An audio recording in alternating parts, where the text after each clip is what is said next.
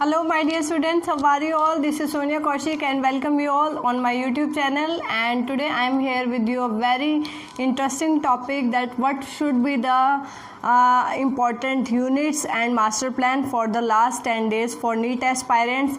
And I am sure that this video will very helpful for you all if you plan your study like this. Alright, so let's start today's video. Start करते हैं students.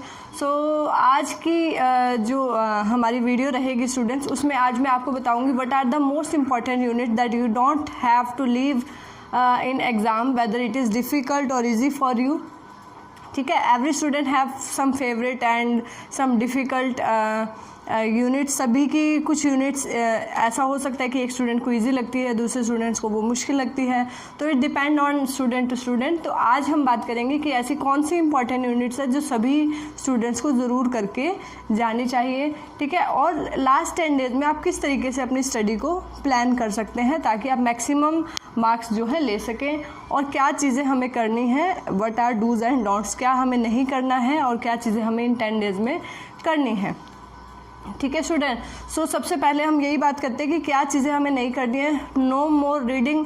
No मोर reading का मतलब है students, यहाँ आप detail study नहीं करेंगे. अब detail study, I don't refer you to go in detail. ऐसा नहीं है कि आप 2-3 दिन तक लगातार 3-4 दिन तक एनिमल किंगडम में बहुत ज़्यादा पढ़ते जा रहे हैं. No, whatever units you have studied in deep, आपने जो डीप में पढ़ी हैं या जो चीज़ें कुछ सुपरफिशियल भी की हैं, so let have a full stop there. ठीक है, जो चीज़ें रीडिंग वाला पार्ट है, डिटेल रीडिंग का या नोट मेकिंग का जो पार्ट है, ठीक है, अब नोट्स ना बनाएं.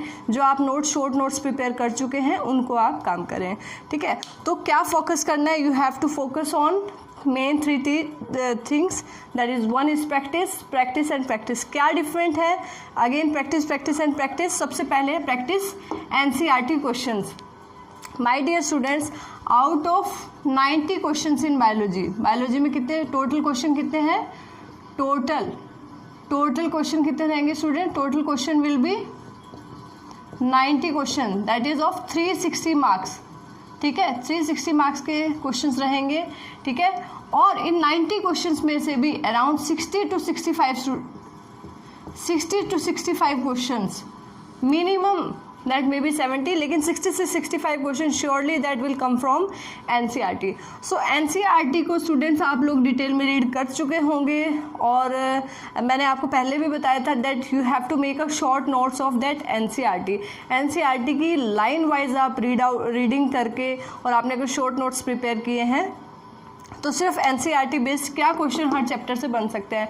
हर चैप्टर में से 5-6 क्वेश्चन या मैक्सिमम 10 क्वेश्चन, ठीक है, हर चैप्टर में से आप सेलेक्ट करें और वो आपको करने हैं. जिन स्टूडेंट्स ने नोट्स नहीं बनाए हैं, तो अभी इन 10 डेज़ में every day I will try to cover 1 chapter, that इस चैप्टर फ्रॉम NCERT. और उस चैप्टर में क्या क्या चीज़ें आपको, सिर्फ नीट पॉइंट ऑफ व्यू से बात करेंगे, डिटेल में नहीं, नीट पॉइंट ऑफ व्यू से क्या पॉइंट्स आपको रिमेंबर रखने हैं, क्या चीज़ें आपको भूलनी नहीं है.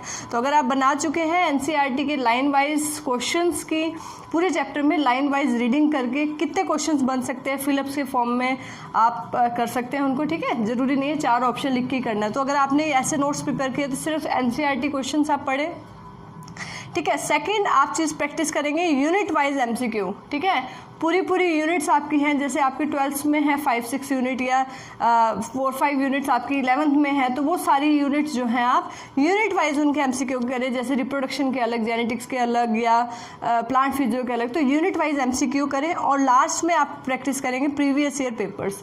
ठीक है, प्रीवियस ईयर लास्ट 5 ईयर्स के तो आप ज़रूर करें, और अगर हो सकता है, पॉसिबल है, अगर किसी की बहुत अच्छी प्रिपरेशन है तो वो हर रोज़ एक सैम्पल पेपर भी कर सकते हैं. यू हैव 10 to 12 डेज, लेकिन मैं आपको बता रही हूँ कि 10 डेज़ में आप अपनी चीज़ें कैसे करेंगे. और जो लास्ट में आपके 2 डेज़ बचेंगे, 11 and 12 सितंबर, ठीक है, last day, last 2 days, that is 11 सितंबर. ठीक है, 11 सितंबर एंड 12 सितंबर. ठीक है, उसके लिए भी मैं आपको बताऊंगी कि उसमें आप क्या कर सकते हैं. तो अभी हम डे वाइज बात करेंगे, और सबसे मोस्ट इम्पॉर्टेंट यूनिट्स क्या हैं तो वो. ठीक है स्टूडेंट्स, तो पहले मैं आपको क्लास 11th में से यूनिट बताऊंगी, सेल बायोलॉजी. ठीक है, सेल बायोलॉजी यूनिट बहुत ही इंपॉर्टेंट है स्टूडेंट। सेल बायोलॉजी में it will include cell the basic unit of life और सेल डिवीज़न एंड बायोमोलिक्यूल, तीनों चैप्टर सेल बायोलॉजी के अंदर आ जाते हैं, तो ये यूनिट इंपॉर्टेंट है, ठीक है। उसके अलावा अगर हम बात करें प्लांट फिजियोलॉजी बहुत इंपॉर्टेंट है स्टूडेंट्स, 4-5 चैप्टर्स हैं इसके अंदर, ठीक है। Mineral nutrition, transport, photosynthesis, aspiration, all that comes in plant physiology, तो वो सब आपको इंपॉर्टेंट। एक और है एनिमल फिजियोलॉजी, ये यूनिट्स ऐसी है स्टूडेंट्स, क्वेश्चन सभी यूनिट्स में से आएंगे देखिए, लेकिन मैक्सिमम क्वेश्चन जहाँ से आते हैं मैं उन यूनिट्स की बात कर रही हूँ। तो ये top 3 units from 11th class, ठीक है। 12th क्लास से हम बात करेंगे स्टूडेंट। 12th क्लास में most important genetics and evolution वाला पार्ट भी उसके अंदर आ जाएगा, ठीक है। और उसके बाद आप करें इकोलॉजी, ठीक है। इकोलॉजी यूनिट बहुत इंपॉर्टेंट है। उसके बाद अगर हम बात करें रिप्रोडक्शन, ठीक है, organisation, structural organisation plants and animals, that is also important, वो भी इंपॉर्टेंट है। लेकिन ये 6 यूनिट्स ऐसी हैं student, 3 from 12th and 3 from 11th, that are very very important, ठीक है। तो ये यूनिट्स ऐसे हैं जिनको हमने किसी भी हालत में छोड़ना नहीं है। बाकी हम बात करें प्लांट किंगडम, एनिमल किंगडम, या हम बात करें बायोटेक्नोलॉजी और microbes in human welfare, human health and disease, वहाँ से भी क्वेश्चंस आएंगे, लेकिन ये यूनिट्स आपको, ठीक है, बहुत ही अच्छे से प्रिपेयर होनी चाहिए। चलिए अब बात करते हैं कि जो यूनिट्स इसमें इंक्लूडेड नहीं है, मतलब ये आपको डिटेल में पता होनी चाहिए, ठीक है। इसके अलावा डे वाइज हम किन चैप्टर्स को लें और किस तरीके से अपना प्रिपरेशन करें।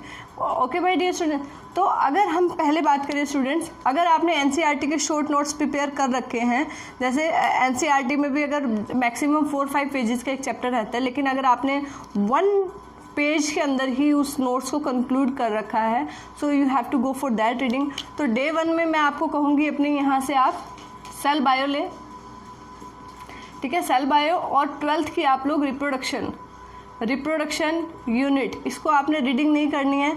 अगर किसी स्टूडेंट ने नोट्स नहीं बना रखे एनसीईआरटी के शॉर्ट नोट्स, तो have a quick revision of NCERT की क्विक रिवीजन करें इन चैप्टर्स की, ठीक है। क्या करना है आपको, एनसीईआरटी बेस्ड क्वेश्चंस करने हैं, ठीक है, प्लस एमसीक्यू आपको कहाँ से करने हैं, लास्ट 30 ईयर्स या 32 ईयर्स के क्वेश्चंस आप कर सकते हैं अरिहंत से। अरिहंत एमसीक्यू बायोलॉजी जो है, नीट बायोलॉजी, वहाँ से आप कर सकते हैं लास्ट 32 ईयर्स के, ठीक है। तो फर्स्ट डे में आप सेल बायोलॉजी कर सकते हैं, रिप्रोडक्शन कर सकते हैं, ठीक है। सेकंड डे में जेनेटिक्स थोड़ी बड़ी है, तो जेनेटिक्स सिर्फ एक दिन सिर्फ जेनेटिक्स को दे, क्योंकि आपने फिजिक्स और केमिस्ट्री के लिए भी डे टाइम में चीज़ें रखनी है, तो ये सिर्फ मैं बायोलॉजी के लिए बता रही हूँ। तो बायोलॉजी में आप एक दिन पूरा जेनेटिक्स, जिसमें आपका प्रिंसिपल्स एंड इनहेरिटेंस, वेरिएशन, ये सब आएगा, ठीक है। मॉलिक्यूलर बायोलॉजी और इवोल्यूशन, ये तीनों चीज़ें जेनेटिक्स में आपको कवर करनी है, ठीक है। उसके बाद हम आ जाते हैं स्टूडेंट्स यहाँ से प्लांट फिजियोलॉजी में भी 4-5 चैप्टर्स हैं, तो आप इसको पूरा दिन दें, प्लांट फिजियोलॉजी करें। आप ये चीज़ें चलती रहेंगी, साथ में आपने क्या करना है, इसके एनसीईआरटी बेस्ड क्वेश्चन एमसीक्यू आपको करने हैं, इसके MCQ practice, unit wise MCQ practice करने, जितने आप मैक्सिमम कर सकते हैं। नेक्स्ट डे 4 में आप एनिमल फिजियोलॉजी करें,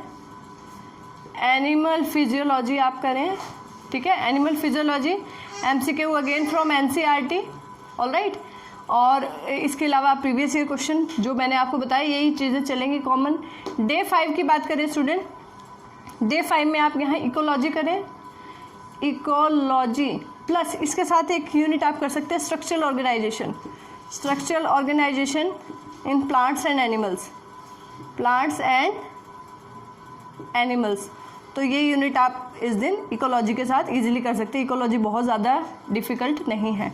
डे 6 की बात करते हैं, डे 6 में आप करें स्टूडेंट्स यूनिट रिप्रोडक्शन, जिसमें आपके रिप्रोडक्शन इन ऑर्गेनिज्म और human reproduction in flowering plants, reproductive health, ये सब आ जाएगा, तो वो आप इसमें से करें। और 11th में से अगर हम बात करें स्टूडेंट्स, डाइवर्सिटी वाला जो पार्ट है, डाइवर्सिटी जिसमें लिविंग ऑर्गेनिज्म है, और अगर हम बात करें सेकंड चैप्टर बायोलॉजिकल क्लासिफिकेशन, ठीक है, लेसन 1 और 2, 1 and 2 फ्रॉम 11th, ये आप इस दिन प्रिपेयर कर लें। डे 7 की बात करते हैं स्टूडेंट। डे 7 में आप रखें अपना प्लांट किंगडम। प्लांट किंगडम, ये चैप्टर्स मैं रीडिंग के लिए नहीं बोल रही हूँ। Again I am saying that NCERT based questions अगर आपने प्रिपेयर कर रखे हैं लाइन वाइज शॉर्ट नोट्स के फॉर्म में नहीं कर रखे हैं, so we will do that in our YouTube channel also. ठीक है, इन 10 days में I will try to cover all these. जैसा मैं आपको स्ट्रेटेजी बता रही हूँ इसी तरीके से मैं क्वेश्चंस करवाऊँ इन्हीं यूनिट्स पे बेस। ठीक है, और आपको भी करने हैं एमसीक्यू। मैंने आपको बताया लास्ट 30 years के चैप्टर वाइज आप करें, यूनिट वाइज भी आपको करने हैं। चलिए, तो यहाँ आपने प्लांट किंगडम कर लिया और इसके साथ आप छोटा सा चैप्टर रिवाइज कर सकते हैं, ह्यूमन हेल्थ एंड डिजीज़। और एक और चैप्टर आप इसके साथ करें स्टूडेंट्स, यहाँ पे ह्यूमन हेल्थ एंड डिजीज़ और इसके साथ microbes in human welfare, microbes in human welfare. ठीक है, ये मैं उसी अकॉर्डिंग बता रही हूँ जिस अकॉर्डिंग डिफ़िकल्टी लेवल है चैप्टर्स का, उसी अकॉर्डिंग मैं आपको सजेस्ट कर रही हूँ। ठीक है, नेक्स्ट हम बात करते हैं डे 8 में आप क्या करें स्टूडेंट्स। एनिमल किंगडम थोड़ा बड़ा है तो कंप्लीट एनिमल किंगडम आप करें इस दिन रिवाइज। और अपना आप इसके साथ कर सकते हैं स्टूडेंट बायोटेक रिवाइज कर सकते हैं आप यहाँ से। ठीक है, क्या कर सकते हैं इसके साथ, बायोटेक के 2 चैप्टर हैं, principles and process with applications, तो ये आप करें इस दिन। ठीक है, नेक्स्ट इकोलॉजी हमारा रह गया। इकोलॉजी आप डे 9 में करें, नहीं इकोलॉजी डे 5 में हो गया आपका। तो ये सभी यूनिट्स हमारी इंपॉर्टेंट जो कवर होगी, cell biology, animal, plant, genetics, ecology, reproduction. ठीक है, क्या कौन सी यूनिट रह गई है हमारी, डाइवर्सिटी हो गया, प्लांट किंगडम, सारी यूनिट्स आई थिंक यहाँ पर हो चुकी हैं। ठीक है, अगर इसमें से कोई पार्ट आपका मिसिंग रहता है तो आप उसको डे 9 में या 10 में कर सकते हैं। और डे 9 और 10 में आप क्या करें students, NCERT diagrams, NCERT diagrams day 9 में आप पूरे एनसीईआरटी डायग्राम, यहाँ से अगर कोई टॉपिक छूट गया तो उसको कंप्लीट कर लें। एनसीईआरटी में 11th-12th में जितने भी डायग्राम्स हैं उनको आप ध्यान से कर लें। डायग्राम्स हैं डे 10 में मैं आपको कहूँगी जितने भी फ्लो चार्ट है, जितने फ्लो चार्ट हैं या आप कहें टेबल्स गिवन हैं, ठीक है, टेबल्स फॉर्म में जो इन्फॉर्मेशन गिवन है, डिफरेंसेस गिवन है, तो वो सब आप करें। ठीक है, दोनों बुक्स में से 11th एंड 12th। ठीक है, टेबल्स फ्लो चार्ट कर लें। और इम्पॉर्टेंट डिस्कवरीज जैसे नेम ऑफ साइंटिस्ट,